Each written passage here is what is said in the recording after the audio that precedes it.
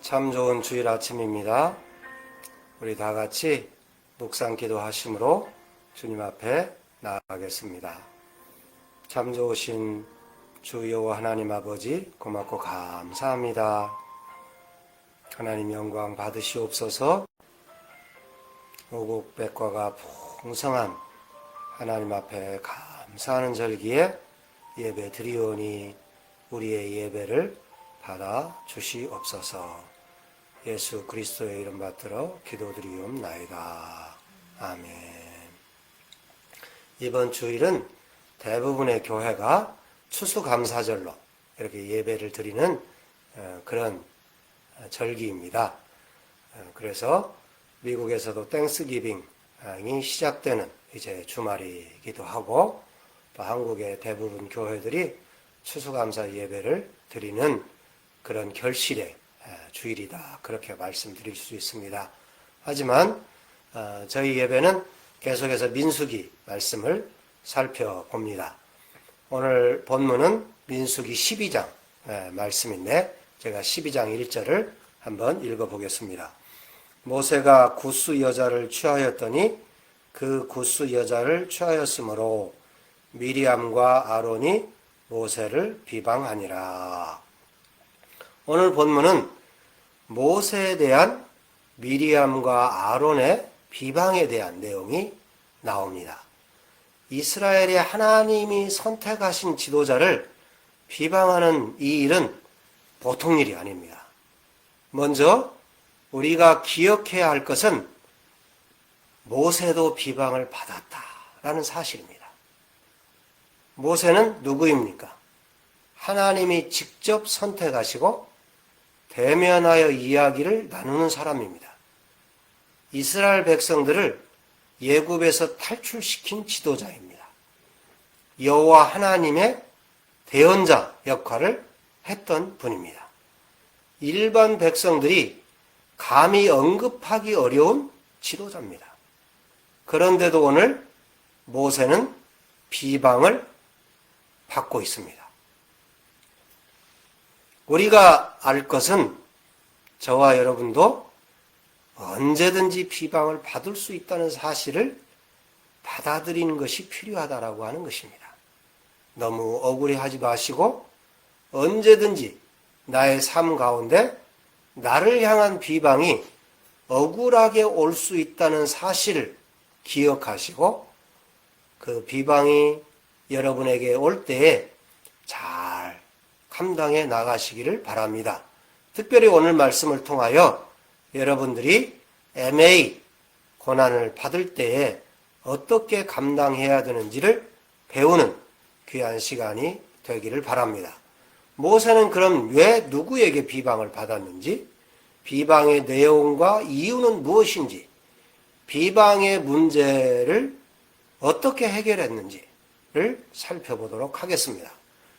오늘 말씀을 통해서 저와 여러분이 비방으로부터 승리해서 이 땅 가운데 주어진 삶을 승리로 이끌어가는 저와 여러분 다 되시기를 주님의 이름으로 축복합니다. 첫 번째, 왜 누가 비방을 했나요? 그 1절에 방금 읽은 것처럼 모세가 굿스 여자를 취한 일로 인하여 미리암과 아론이 모세를 비방했다, 그렇게 말하고 있습니다. 여기서 굿스는 아프리카의 에디오피아, 아라비아 반도 및 아시리아 지역 등에 널리 퍼져 정착한 검은 피부색의 함족 계통을 말합니다. 유대 전승과 학자들의 견해에 따르면 모세의 아내가 된 굿스 여인은 모세가 그의 아내 십보라의 사망 후 재혼을 했는데 바로 그 새 아내가 굿스 여자였다, 그렇게 말하고 있습니다. 이스라엘의 민족 지도자가 이방 여인을 새 아내로 맞아들였다는 것이 문제였습니다. 이스라엘 여인 중에서 아내를 맞이하지 피부색도 다른 이방 여인을, 그것도 지도자의 아내로 맞이하다니, 여러 구설수에 오를 수 있는 이유임에는 틀림없어 보입니다. 여기까지는 저도 어느 정도 그래, 그럴 수 있다라는 생각이 듭니다. 미리암과 아론이 비방을 했다고 말합니다. 미리암과 아론은 누구인가요? 형제 자매, 즉 가족입니다. 가장 가까워야 할 존재지요. 여러분, 비방은 가장 신뢰하고 가까운 사람처럼 보이는 그곳에서 시작된다는 것을 우리는 이 사실을 통해서 기억해야 되겠습니다. 원문에서 강조하는 바는 미리암이 모세 비방을 주도했다는 것을 알 수가 있습니다. 그 이유는 첫째, 미리암의 이름이 이스라엘의 제사를 집례하는 대제사장인 아론의 이름보다 앞서 기록되어 있습니다. 두 번째로 비방하니라 이 원문의 말의 동사가 여성형 주어를 취하고 있습니다. 세 번째로 이 사건에 대하여 미리암만 징계를 받아 온 이스라엘 앞에서 수치를 당한 것을 보면 미리암이 주도적으로 적극적으로 이 일을 앞장섰고 아론이 이에 소극적으로 동조한 것으로 볼 수가 있다는 거죠. 그들이 모세의 결혼을 두고 비방거리로 삼은 동기, 왜 그러면 그런 일들을 했을까? 그걸 몇 가지로 살펴보겠습니다. 첫 번째는 이방인과의 결혼이 하나님의 뜻에 어긋난다라고 생각했기 때문입니다. 그러나 그 일이 하나님의 뜻을 거스린 것이라면 하나님께서 침묵하시지만은 않았을 것입니다. 더욱이 하나님은 이스라엘의 영적 순수성 보존을 위해 가나안 7족속과 통혼을 금지하셨을 뿐만 아니라 이방인과의 결혼을 아예 금지시킨 것은 아닙니다. 가나안 7족속과 통혼을 금지하셨지 이방인과의 결혼을 아예 금지시킨 것은 아닌 사실을 성경에서 찾아볼 수가 있습니다. 여러분 창세기에도 또 롯기에도 보면 이방인과의 결혼이 성사되고 그것을 통해서 예수 그리스도가 태어나는 것들을 보면 이방인과의 결혼을 아예 금지시킨 것이 아닌 것을 볼 수가 있고 가나안 정복 당시와 에스라 9장 그리고 느헤미야 13장에 강조된 이방인과의 결혼 금지는 그 결혼이 가져올 종교적 타락, 우상 숭배와 도덕적 부패를 방지하기 위한 것이지 그 자체가 절대적으로 안 되는 그런 법은 아니었던 것을 성경은 우리에게 여러 곳에서 보여주고 있습니다. 우리는 대부분 이방인들과의 결혼은 안 된다. 이것이 대부분의 보통 평범한 사고였습니다. 이 당시에. 그렇기 때문에 미리암과 아론도 이 결혼이 그렇게 썩 유쾌하지는 않았을 것이다 라는 생각이 듭니다. 그러나 무슨 절대법처럼 절대적으로 이 결혼을 할 수가 없는 그런 것은 아니었던 것을 성경에서는 우리가 찾아볼 수가 있습니다. 두 번째, 선민으로서의 민족적 우월성과 배타성 때문입니다. 이스라엘 백성이, 하나님이 선택한 백성이 어떻게 선민인 이스라엘 백성들을 제쳐놓고 이방인들과 이런 우월성과 배타성이 있었기 때문에 그런 거죠. 더군다나 민족의 지도자가 이런 생각이 있었을 것입니다. 역사적으로 이스라엘은 그 종교적 자긍심보다 그 육신적 우월의식에 사로잡힐 때마다 질책을 면치 못했다는 사실도 우리가 기억해야 될 것입니다. 세 번째로 그 무엇보다 가장 근본적인 동기는 모세의 탁월한 지위에 대한 그들의 교만한 질투심 때문이었다. 그렇게 볼 수가 있습니다. 2절을 한번 보겠습니다. 그들이 이르되 여호와께서 모세와만 말씀하셨느냐 우리와도 말씀하지 아니하셨느냐 하매 여호와께서 이 말을 들으셨더라. 가장 근본적인 동기는 모세의 탁월한 지위에 대한 그들의 교만한 질투심 때문인 것을 우리가 성경을 통해서 볼 수가 있습니다. 여러분, 성경은 뭐라고 이야기하고 있습니까? 잠언 16장에 교만은 패망의 선봉이요 거만한 마음은 넘어짐의 앞잡이다. 그렇게 이야기를 하고 있습니다. 비방의 내용과 이유는 무엇이었는지 두 번째로 우리가 크게 살펴보겠습니다. 방금도 살펴본 것처럼 비방의 내용은 여호와께서 모세와만 말씀하셨느냐? 미리암과 아론이 모세를 비방한 근본 이유입니다. 자신들에 비해 월등한 모세의 지위 및 탁월한 권위에 대한 시기심 때문이었습니다. 여호와께서 모세와만 말씀하셨느냐는 그 해석상 하나님께서 모세의 입으로부터만 백성에게 말씀하셨느냐 그런 의미입니다. 이것은 모세의 중보적 기능을 언급한 것입니다. 미리암과 아론 역시 이 기능을 지니고 있다고 주장하는 거죠. 물론 그들도 신령한 은혜를 체험한 자들입니다. 미리암은 여선지자 자격으로 하나님의 말씀을 대변했던 적이 있습니다. 아론은 우림과 둠빔에 부착된 판결 흉패를 입은 대제사장으로서 하나님의 뜻을 분별하기도 했고 또한 모세와 더불어 하나님의 음성을 직접 듣고 거룩한 사역에 동참하기도 한 것을 출애굽기를 통해서 볼 수가 있습니다. 하지만 그들에게는 가장 직접적인 신정 정치하에서의 모세만이 가지는 특수한 권위와 기능, 중보자로서의 자격은 주어지지 않았습니다.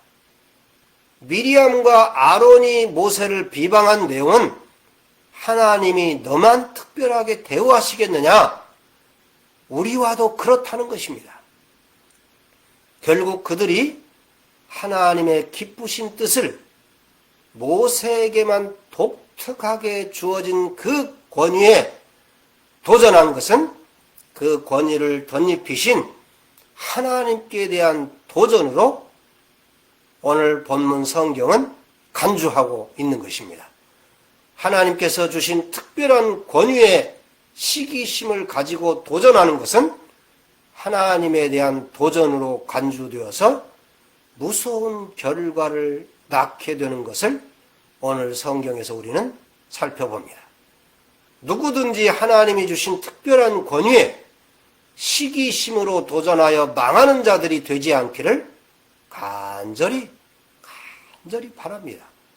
여러분, 이 땅 가운데 삶을 살아가면서 특별히 오늘날 교회에 많은 이런 비방의 문제들이 있을 때에 하나님 앞에 무서운 결과를 낳는 어리석은 짓을 하지 않기를 간절히 바랍니다. 이러한 비방의 문제에 대해서 이제 여호와 하나님께서 판결을 하십니다. 3절부터 한번 보겠습니다. 이 사람 모세는 온유함이 지면의 모든 사람보다 더하더라. 여호와께서 갑자기 모세와 아론과 미리암에게 이르시되 너희 세 사람은 회막으로 나아오라 하시니 그 세 사람이 나아가매. 미리암과 아론의 비방이 있음에도 불구하고 모세는 자신을 비방하는 소리에 대항하지 않았던 것 같습니다. 그 3절에서 뭐라고 이야기하고 있습니까? 온유함이 지면의 모든 사람보다 더하더라. 그렇게 이야기하고 있습니다. 감정을 억제하며 오히려 자신을 돌아보고 묵묵히 참아 하나님의 뜻을 기다렸다는 의미로 모세가 온유함이 지면의 모든 사람보다 더하였다. 그렇게 3절은 말씀하고 있는 것입니다. 아니 내가 저들에게 어떻게 했는데 나에게 이럴 수가 있어? 형이 미리암이 나에게 정말로 서운하고 원통하고 별의별 말을 다 내뱉었을 것 같은데 모세는 묵묵히 하나님 앞에만 아마 이 사실을 알고 있었던 것 같습니다. 이때 하나님이 갑자기 세 사람을 회막으로 불렀다. 그렇게 이야기합니다. 여기 갑자기라는 단어를 우리가 살펴볼 필요가 있습니다. 원뜻은 눈 깜빡일 동안입니다. 본문에서는 준비할 여유도 없이 순간적으로 진행된 사실을 말하는 것입니다. 즉 하나님께서 그 일에 개입하사 말씀하실 것이라고는 3인 중 아무도 예상치 못했다는 그런 뜻입니다.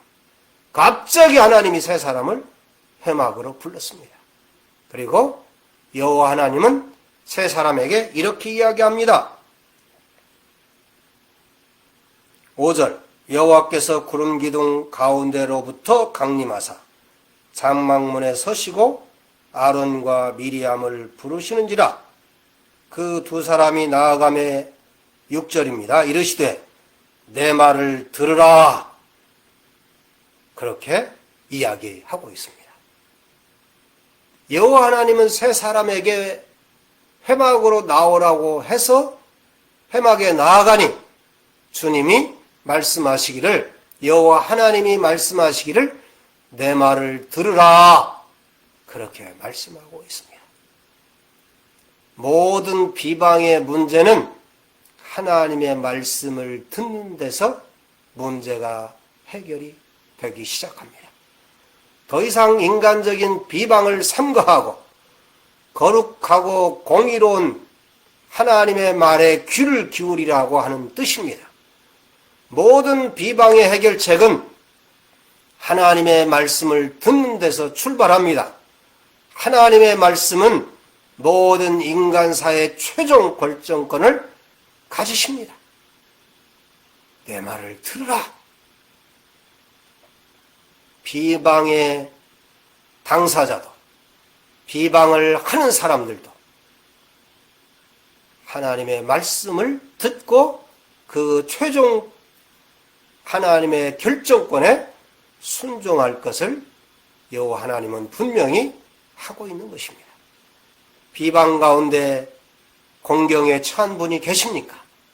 모세처럼 묵묵히 하나님께 그것을 아뢰십시오. 비방하는 위치에 있습니까? 여호와 하나님의 말씀을 들으십시오. 여호와 하나님의 말씀이 들립니까? 그러면 그 말씀에 순종하십시오. 하나님은 먼저 모세에 대해서 말씀합니다. 너희들이 비방하는 모세가 어떤 사람인지에 대해서 이야기하는 것입니다. 6절 계속해서 있습니다. 이르시되 내 말을 들으라. 너희 중에 선지자가 있으면 나 여호와가 환상으로 나를 그에게 알리기도 하고 꿈으로도 그와 말하기도 하거니와 내 종 모세와는 그렇지 아니하니 그는 내 온 집에 충성함이라. 모세는 충성스러운 사람이다. 그렇게 이야기하고 있습니다. 모세가 오랜 기간에 걸쳐 어떤 상황 아래서도 하나님께 최선의 헌신을 다함으로써 충성스러운 충실한 사람으로 내가 인정하고 있다. 그렇게 모세에 대해서 하나님은 이야기하고 있습니다. 하나님은 지속해서 모세에 대해서 이야기하고 있습니다. 그와는 내가 대면하여 명백히 말하고 은밀한 말로 아니하고, 하나님은 모세에게는 일반 선지자들에게 사용하시는 꿈이나 이상과 같은 계시 방법을 사용하지 않으시고 마치 오랜 친구처럼 직접 그와 가까이서 대화하셨음을 강조하고 있는 것입니다. 즉 눈으로 보아 단번에 이해할 정도로 확실히 말하고 이해할 수 없을 만큼 애매하게 말하지 않았다는 뜻입니다. 하나님은 모세에 대해 한 걸음 더 나아가는 말씀을 하십니다. 읽어보겠습니다. 8절입니다. 그와는 내가 대면하여 명백히 말하고 은밀한 말로 하지 아니하며 그는 또 여호와의 형상을 보거늘 너희가 어찌하여 내 종 모세 비방하기를 두려워하지 아니하느냐. 여호와께서 그들을 향하여 진노하시고 떠나시매. 모세는 여호와의 형상을 보거늘 죄인된 인간은 그 누구도 하나님의 본체를 볼 수 없다는 것이 성경의 대원리입니다. 그런데 모세는 여호와의 형상을 보는 자다. 그렇게 이야기하고 있습니다. 하나님은 미리암과 아론에게 모세의 직위와 역할은 다른 모든 선지자들, 백성들보다 탁월하기 때문에 아무도 하나님께서 부여하시고 인정하신 모세의 권위를 시기하거나 비방할 수 없다는 것을 분명하게 미리암과 아론에게 이야기를 했습니다. 그리고 9절에 진노하고 떠나셨습니다. 이 여호와 하나님의 진노에 따른 비방에 따른 결론은 하나님의 진노였습니다. 비방을 주도한 미리암에게는 나병이 걸렸습니다. 하나님의 진노는 무서운 것입니다. 하나님이 오래 참으시지만 하나님에게 대적하는 자들은 하나님의 권위에 대적하는 자들에게는 무서운 진노가 있다는 사실도 오늘 본문은 우리에게 분명히 말씀하고 있습니다. 하나님의 진노는 무서운 것입니다. 우리가 비방의 자리에 있는지를 살펴서 속히 벗어나야 될 것입니다. 하나님의 진노를 사는 비방을 해서는 안 되겠습니다. 하나님의 특별히 부여한 권위를 시기하여 비방하는 자가 되지 않도록 특별히 자신을 잘 살펴야 될 것입니다. 비방에 따른 심판과 모세의 기도를 통한 회복이 마지막에 나오고 있습니다. 지도자 모세는 미리암이 나병에 걸린 것을 아론으로부터 듣고 즉시로 하나님께 미리암의 나병 고쳐주시기를 간절히 기도합니다. 매우 간절하고 급하게 기도하는 모세를 볼 수 있습니다. 어쩌면 그래 나를 비방하더니 잘 됐다. 좀 고생 좀 해봐야지. 이런 생각이 들었을지도 모를 것입니다. 그러나 모세에게는 그런 모습이 보이지 않습니다.